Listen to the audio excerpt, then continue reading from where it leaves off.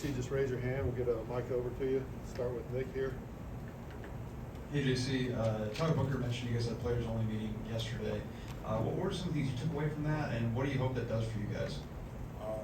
Yeah, I mean, it's definitely a team-oriented thing, holding guys accountable, but what happened in the play meeting stays in the play meeting, so not to say too much on that. Back right, Ryan. Coach Saban just came here and said Jalen Milroe is the guy going forward. What does that do to your locker room, and how proud are you of him to kind of, through adversity, stick with the job? Like you said, just handling that adversity and having a whole bunch of confidence in him and whoever lines up to play the quarterback. So it's not one guy in particular that we're showing favoritism towards, but whoever's back there, we know we're gonna have they're never gonna have our full support. Stand far right. What do you say to a guy like Caden, who is obviously in the starting lineup, essentially struggles? Like, what do you say to him to keep his head up? He's young. I mean, you look at all the greats like Kobe, they're balling his first shot.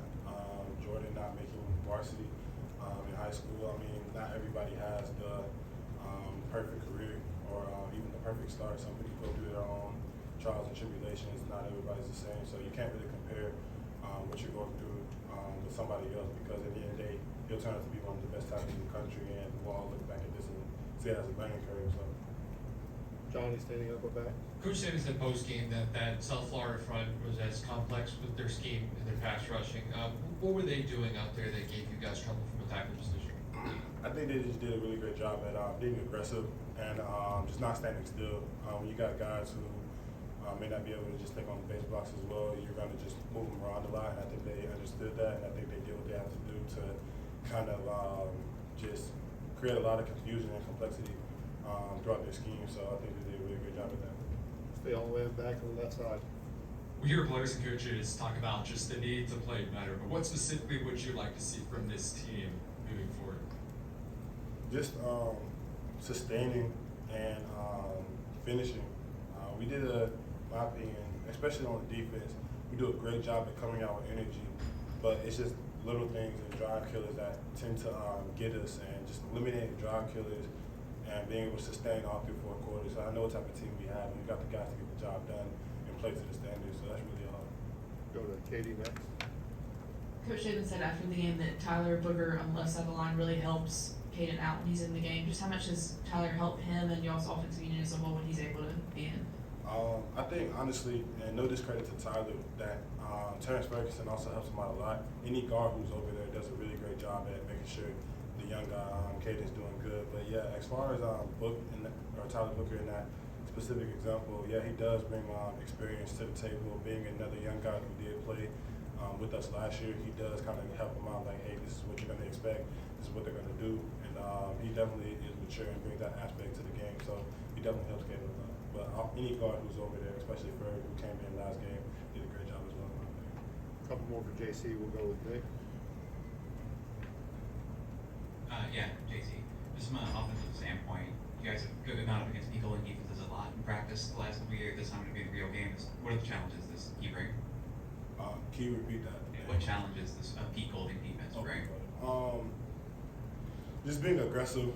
I think he has an aggressive mindset, and then he's going to sprinkle in some complexities to not give us the same look and similar looks. So just understanding that when we see him, yeah, he'll probably play us a little more square up, like he likes to be aggressive, but occasionally he'll throw in something that's going to throw it all off. Go to the right side. You got follow up too. I got you. Let's go to you first, then we'll go back to Nick. When these defenses are being aggressive, what kind of goes into it from both the offensive line perspective and then communicating with the quarterback in terms of like pre-snap protection changes? Like, what all do you guys look for, identify, and then what's that like? First, you got to identify how they're being aggressive. Are they slanting? Are they blitzing everybody? Are they just playing as a base and just hitting us in the mouth? And then once you understand how, you got to come up with a plan, a formulated plan on how you're going to attack it. If they're slanting, then probably should full zone it, whichever way we're going. If they're blitzing the DB, either checking the protection that way or sitting the back over there or whatever the case may be. But just understanding what and where it's coming from is the first part, and then coming up with a plan of attack to handle it. All right, Nick has a follow up, and then we'll finish with Austin on the left. Go ahead, Nick. What did Jalen Milroe's leadership look like on the sidelines during your guys' game last Saturday? I mean, it was a great job by him. I know a lot of guys in that position throughout a lot of different levels who especially once you have a starting job at a premier school like the University of Alabama. Once you lose that job, it kind of does something to your confidence and your morale. And he took it on the chin. He knew what he had to do to be better, and he's never brought negative energy on or off the field. He's held himself accountable. He's held all of us accountable, and he does what he has to do. So I mean, yeah, it was a great example on what a leader is and what a leader needs to do, like through adversity and how to be persistent. All right, last question, Austin, on the left. You guys kind of struggled throughout that game. That last 6.5 minute drive, you kind of pushed them down the field and kind of dominated. How important do you think that drive was to you guys moving forward? Yeah, it was definitely important. It showed a lot of potential that we have. It showed us what we can do when we all play as one and play in unison. It definitely, like I said, just gave us everything that we needed to know about our group and how we can finish. I know we got that in us, and we just got to be able to do it for 60 minutes. All right, thank you, JC.